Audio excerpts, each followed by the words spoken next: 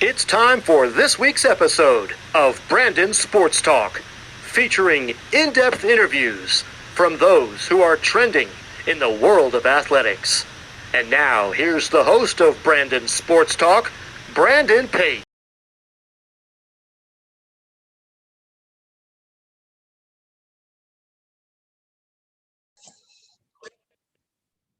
Welcome back to Brandon Sports Talk. In today's episode, I have the privilege to interview the South Dakota State assistant men's basketball coach, Rob Klinkefus. How are you doing today? Doing great. How are you? I'm doing good. Can you talk about how you knew that you wanted to get involved in men's coaching basketball? Yeah, it's been quite a journey. Honestly, I grew up as a coach's son. My dad was a high school administrator and basketball coach for a long time. And honestly, when I was in high school, I started taking fourth, fifth, and sixth grade teams to AAU tournaments, and always really wanted to be a college basketball coach, and kind of set my sights on it. And wasn't going to get told no. So I grew up in the gym and grew up around coaching and grew up around athletics my whole life, and wanted to continue down that path. What was your college playing career like? It's wild. So I actually played football in college at Buena Vista. I went to a lot of the practices because all my friends were on the basketball team. A lot of my friends were on the basketball team. Always went to a lot of the practices and always wanted to be involved. And then I started coaching AAU basketball when high school athletics, I started coaching high school AAU teams when I was in college after football season. And like I said, kind of kept the dream alive. And so it's certainly a different journey, but I really believe it wouldn't have mattered if I played baseball or whatever. Like, coaching's about communication and getting your guys to play. And I learned a lot in my football career too from it. Of course, what was it like, obviously, transitioning from, you said you were a football player, to then obviously becoming a basketball coach? What was that transition like from going from two sports? Honestly, it was pretty easy. But it was easy because I'd coached a lot of basketball. Even I volunteered at the local high school. I coached junior high teams when I had time. I grew up coaching basketball, honestly. So always had a real interest in what was going on, what was being run. Watched a lot of basketball, was around it all the time. So the transition for me was really, really easy. And fortunately, I've been very, very fortunate to learn from a lot of really good coaches. And it started off at Buena Vista with Brian Van Hatten.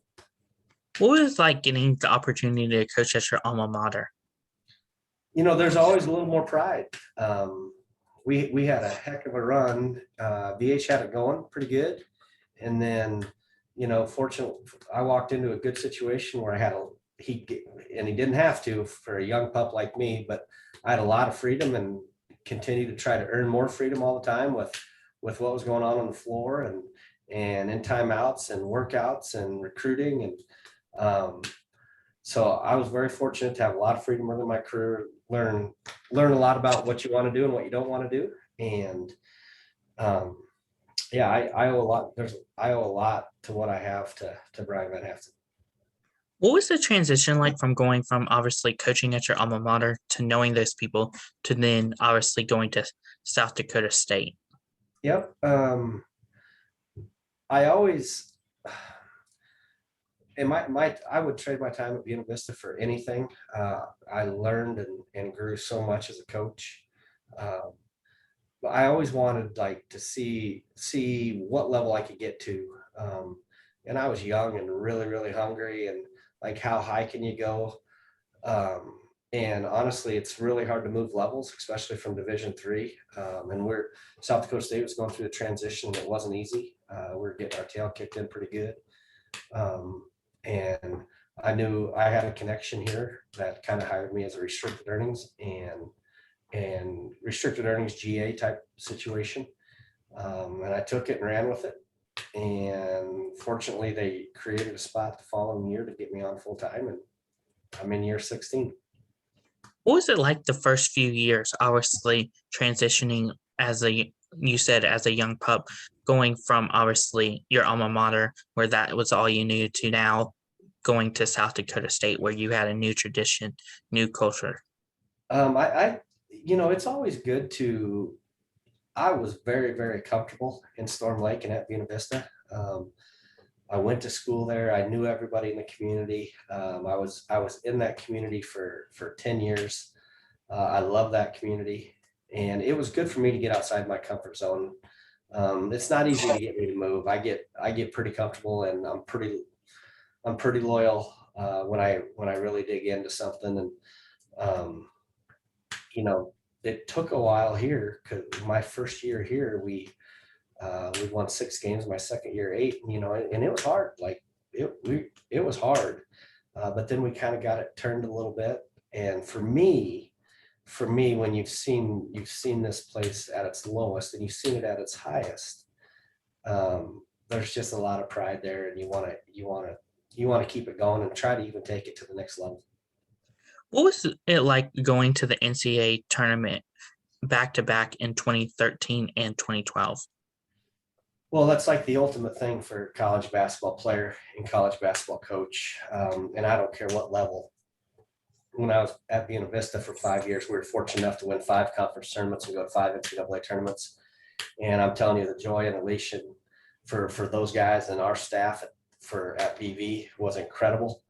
And it felt the same as, honestly, it did here. It's just you're on TV more, in Division I. But it was fun to break the ice. We knew we could get there. It's really, really, really hard to get there. And the first time that we broke the ice was absolutely incredible. You don't know what you're in for. And then to do it again back-to-back years, it's like, okay, like our program's for real now. Like this, we can keep this thing going. It helped us recruiting. It's that back-to-back deal, and just going to the NCAA tournament like that changed our program forever. What was it like, not just going back to back in 2012, but also in 2016 and 2017, also going back to be back to back? Yeah, like I said, I mean, it takes a little, in every conference tournament there, it's going to be highly, highly contested. And you got to get the ball to bounce your way a little bit. Every single tournament that we've won, we've had games where it's like, man, oh man, like that worked out in our favor, on a 50-50 ball or a rebound. And you got to have a little of that, because it takes that. It's hard to win 3 games in a row in that type of environment to go to the NCAA tournament, because every college basketball player wants to live that dream. They want Selection Sunday. They want Seth Davis to show up and hold up their mascot. So to do that back-to-back twice and be fortunate enough to be part of staffs and programs that have gone 5 times, I feel very, very lucky. What was that experience like, obviously, on Selection Sunday, when obviously your name got announced? I mean, that's what you coach for. Obviously, like to be able to help give the guys an opportunity to play in that NCAA tournament. It's why you play college basketball. And, it's been a couple of years since we've been, and man, we're working our tail off to try to give these guys that opportunity. And we're going to keep working. We know it won't be easy, but it's really hard to get to, and I don't take any of them for granted. That's for sure. What was the 2018 season like, going to the NCAA tournament? Kind of the same deal. We were playing great at the right time, and had the ball bounce our way a couple times in the conference tournament, fortunately, and a couple guys made a couple shots we really needed to go in, and feel lucky. Like anytime you get a chance to see your name on Selection Sunday is a great thing. What was it like, obviously, getting promoted as the associate head coach? I think, in the assistant world, I think it's a nice gesture for when the head coach decides that you've earned that, and you feel good about it. It's something you certainly don't want to take advantage of, but I think it's a little bit of a, token of respect and also probably a thank you for sticking around and being part of the program. And so I mean, I didn't expect it, but it's greatly appreciated, and, try to take it, run with it, and try to figure out a way to keep winning games.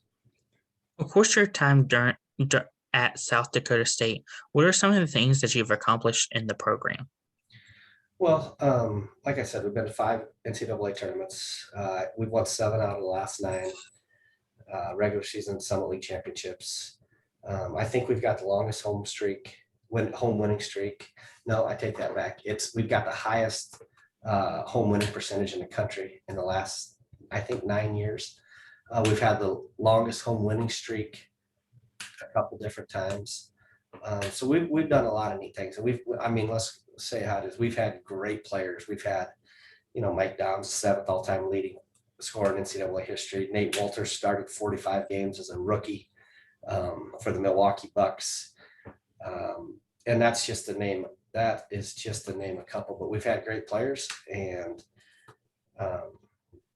you're a piece of it. You're a small piece because it takes a lot of people to make this thing work, and you just feel very fortunate to hopefully have a small piece of what's happening. What does the recruitment process look like for prospective student athletes playing college basketball? Well, that landscape's changed a lot now with, the NIL stuff and social media, and there's a lot of different factors now, and you really got to sift through a lot of the stuff to get the guys that you want. And when your program has been successful, you got to you try to keep pushing the limit on players and getting a little better all the time, and that has its challenges too. So ultimately, you got to find guys that fit what you want to do and fit your culture and your program, and try to get them. Can you talk about, of course, the culture that you've helped build for the men's basketball program? Yeah, we've got a really good culture. We've got a culture of winning. We're far from perfect, but we've got the people in this program take a lot of pride in our program. It means something to be part of this program, and the expectation is to win games and give yourself an opportunity to win the Summit League championship regular season, and then win 3 games in Sioux Falls in March and go to the NCAA tournament. That's the expectation, and everybody knows it. What does the official visit look like for prospective student athletes looking to obviously go on tour of South Dakota State?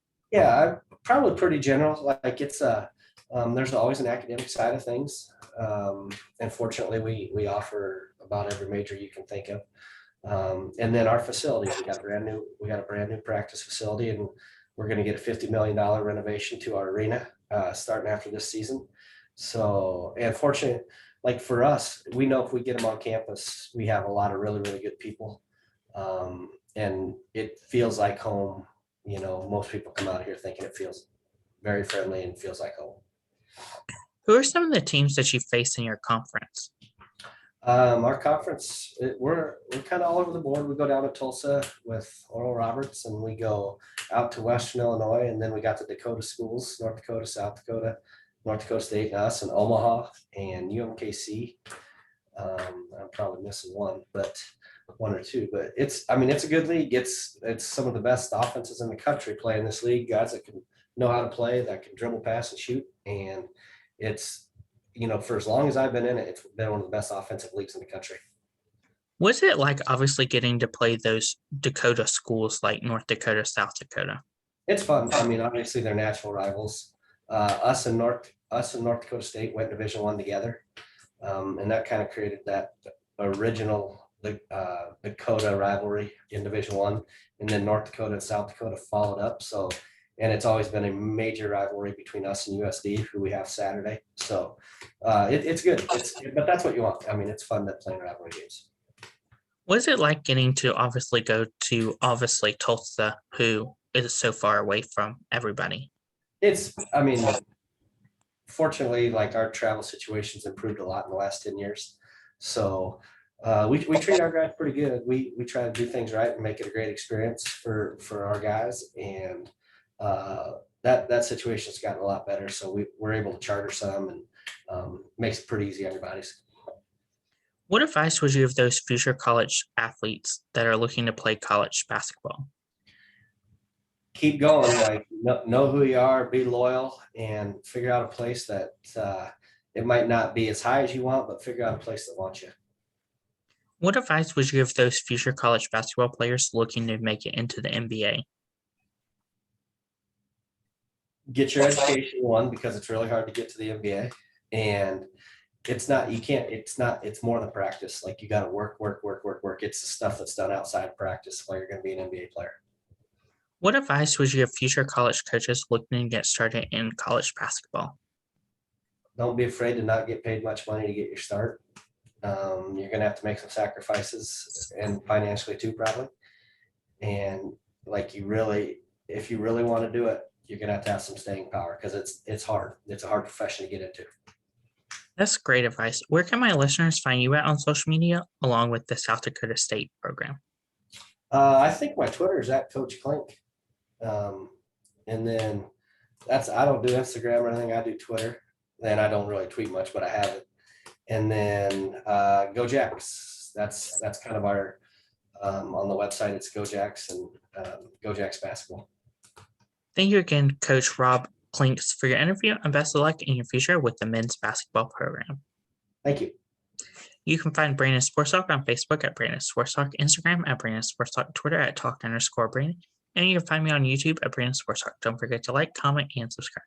Thank you again, Coach Rob, for your interview, and best of luck in your future. Thank you.